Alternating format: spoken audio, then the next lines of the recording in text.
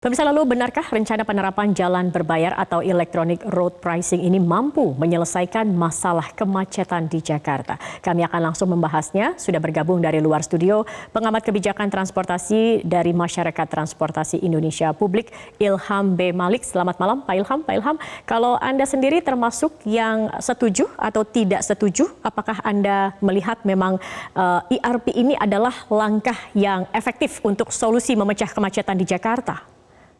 Baik, terima kasih Mbak Zakia. Jadi ERP itu memang salah satu instrumen untuk mengendalikan atau mengurangi volume lalu lintas yang melintasi suatu ruas jalan. Dan kita melihat memang visi rasio yang banyak, ya, visi rasio di banyak jalan di DKI Jakarta sekarang ini sudah mendekati 0,8, 0,9 bahkan 1 ya. Dan itu menandakan bahwa dari sisi kapasitas jalan itu sudah tidak lagi mampu menampung volume kendaraan yang lewat di jalan tersebut. Nah, tetapi yang harus diingat bahwa yang namanya ERP itu adalah salah satu instrumen untuk mengurangi volume lalu lintas. Nah, pertanyaan lagi yang harus diajukan adalah apakah berapa persen proporsi dari kontribusi ERP pada penurunan penggunaan kendaraan pribadi. Nah, ini sampai sekarang memang masih debatable. Ada yang mengatakan dari survei yang dilakukan menunjukkan bahwa kemungkinan bisa mengurangi 40% volume kendaraan yang melintasi jalan yang diterapkan ERP. Nah, tapi itu kan survei lama ya, dan kita tahu bahwa ke depannya dan sampai sekarang ini dan ke depannya yang namanya kemampuan masyarakat untuk membayar itu ada perubahan. Perubahannya itu memang betul ada COVID, tetapi willingness dan ability to pay dari masyarakat kita juga mengalami peningkatan. Jadi angka 5.000 atau 19.000 yang kemarin pernah dibahas itu bisa saja membuat masyarakat tetap mampu untuk membayarnya. Apalagi pada jam-jam tertentu dan mereka tahu bahwa mereka juga akan melintasi ruas jalan itu bukan sangat sering dalam satu hari ya, tapi bisa saja 2 atau 3 kali sehari. Jadi 60.000 dalam satu hari saya kira untuk beberapa banyak kendaraan itu masih memungkinkan untuk mereka bayar. Sebab ruas jalan tol kita sudah sangat banyak, jadi masyarakat pengendara terutama mobil pribadi itu sudah terbiasa untuk menggunakan kendaraan berbayar. Begitu Mbak Zakia. Pak Ilham, kalau kita melihat ERP ini kan juga sudah diterapkan di beberapa negara. Contohnya di negara tetangga Singapura, dan ini terbukti bisa dikatakan cukup efektif di sana. Apa yang kemudian membuat Anda berpikir bahwa ERP ini tidak cocok begitu atau kurang pas untuk diterapkan di Indonesia, khususnya di Jakarta? Apa perbandingannya? Baik. Yang harus dilihat adalah kultur masyarakatnya ya. Di sana kotanya bersifat kompak, jadi pergerakan orang dari satu tempat ke tempat lain itu tidak begitu jauh. Kemudian yang kedua, mereka juga sudah difasilitasi dengan fasilitas public transport dan juga pedestrian yang memadai. Kemudian yang ketiga, kedekatan antara tempat bermukim dengan tempat berkegiatan, baik itu kawasan permukiman dengan kantornya atau kawasan permukiman dengan tempat sekolah dan lain sebagainya. Tempat hiburan juga begitu. Sehingga compact city itu memang sudah diterapkan di Singapura. Tetapi di tempat kita, area DKI Jakarta sangat begitu luasnya. Dan siapa yang melintasi ruas jalan tersebut itu rata-rata adalah masyarakat yang memang berasal dari luar dari area yang diterapkan ERP itu. Sehingga ini menjadi problem ya. Problemnya adalah kita itu sebenarnya ingin menghalangi orang melakukan pergerakan di ruas jalan tersebut atau mengurangi pergerakannya. Jadi kalau misalnya kita hanya ingin mengurangi kapasitas atau mengurangi volume kendaraan yang melintasi ruas jalan tertentu saja, tetapi tidak mengurangi jumlah pergerakan dan mobilitas orangnya, maka ini bisa menjadi bumerang.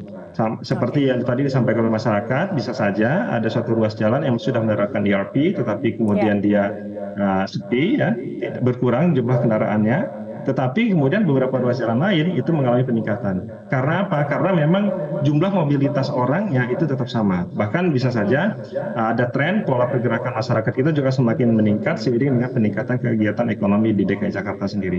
Nah, jadi memang ERP ini adalah salah satu instrumen. Nah, instrumen ini yang kelihatannya memang kalau bisa ya, kalau instrumen ini proporsi efeknya pada pengurangan volume kendaraan itu kecil, hendaknya biayanya juga ini harus dipertimbangkan. Oke. bagaimana cara kita menyeimbangkan antara besaran biaya yang diterapkan kepada di dalam ERP ini dengan kontribusinya pada pengurangan proporsi orang yang menggunakan kendaraan Baik, pribadi. Nah, baik. itu yang masih perlu dipertimbangkan, Mbak. Artinya pemerintah harus memikirkan dampak atau efek sampingnya seperti tadi yang dikatakan akan ada kemacetan mungkin di jalur-jalur alternatif atau justru orang kemudian berpindah menggunakan kendaraan roda 2 begitu ya Pak Ilham. Jadi Betul. sebenarnya bagaimana solusi yang tepat? Sudah pernah diterapkan kebijakan 3 in 1. Saat ini yang diterapkan adalah ganjil genap. Kalau kita melihat mungkin ada sedikit pengurangan tetapi tidak terlalu efektif untuk mengurai kemacetan juga. Nah, kalau Anda melihat sebenarnya apa yang cocok, yang efektif begitu Pak untuk diterapkan di Jakarta terkait kemacetan ini? Nah, ini yang menarik ya. Sebenarnya kalau ganjil genap itu bagus ya. Bagus dalam artian apa?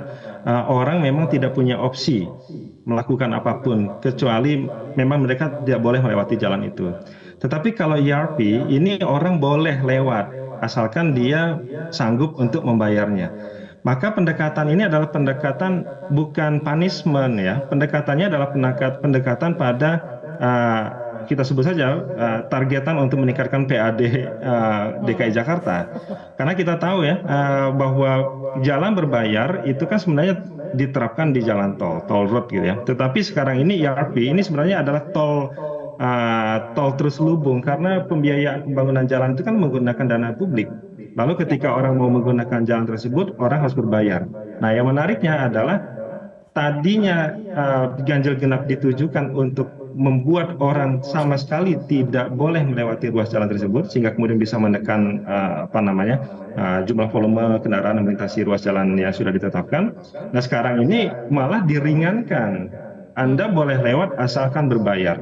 Nah, jadi akhirnya apa yang terjadi? Yang terjadi adalah orang akan memilih untuk membayar sesuatu yang penting mobilitasnya lancar.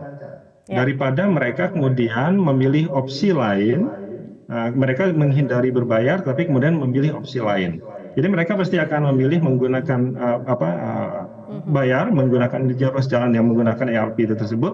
Tetapi kemudian sisi lain, akhirnya targetan pemerintah untuk mengurangi volume kendaraan di ruas jalan yang sudah ditetapkan itu menjadi tidak tercapai. Jadi kalau menurut saya, kalau memang kita ingin mengurangi jumlah volume kendaraan yang melintasi suatu ruas jalan yang memang sudah ditetapkan, maka pendekatan ganjil genap itu jauh lebih efektif ketimbang ERP. Nah, ERP ini hanya akan membuat masyarakat membayar dan kemudian ada PAD-nya, lalu kemudian ada swasta yang mengelola ERP itu, sehingga akhirnya konteksnya itu adalah business approach, bukan pada pengendalian trafficnya. Mungkin gitu, Mbak.